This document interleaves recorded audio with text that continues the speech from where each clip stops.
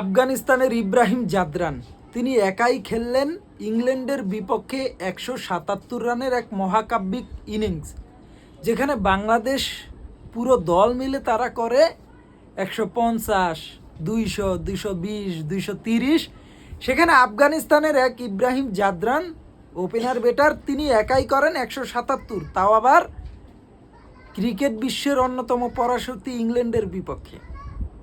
আর সেখানে আমরা বাংলাদেশ দল ২০০ রান করতে আমাদের প্যান্ট থাকে না, পরনে আমাদের প্যান্ট থাকে না। এর মূল কারণ হচ্ছে আমরা ক্রিকেট থেকে চাপাবাজিটাকে আমরা বেশি ভালোবাসি। আমরা চাপাবাজি করতে ভালোবাসি, কাজ কম কথা বেশি বলতে আমরা বাঙালিরা ভালোবাসি, এটাই আমাদের মূল কারণ।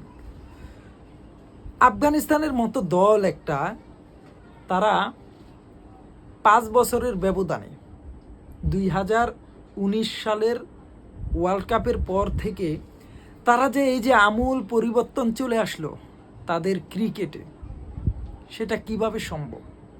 তালেবান আসার পরে তারা যে একটা রুলসের ভিতরে চলে এসেছে, তারা যে ওই চাপাবাজি, বাটপারি, সিটারি এগুলো তাদের ভিতরে নাই। তারা কথা কম বলে, কাজ বেশি করে, এই কারণে আফগানিস্তান তারা সফল।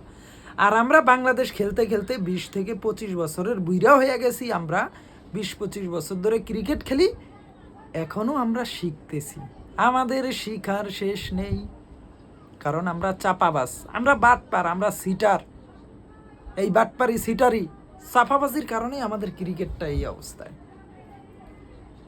আরও ১০ বছরও বাংলাদেশের ক্রিকেটের কোনো পরিবর্তন হবে না, যতদিন না চাপাবাজি, বাটপারি, সিটারি এইগুলো বন্ধ না হবে। আমাদের দেশের প্লেয়াররা তারা হবে রাজনীতিবিদ, ব্যবসায়ী। তো আমাদের দেশের ক্রিকেটাররা কিভাবে হবে আফগানিস্তানের মতো ইব্রাহিম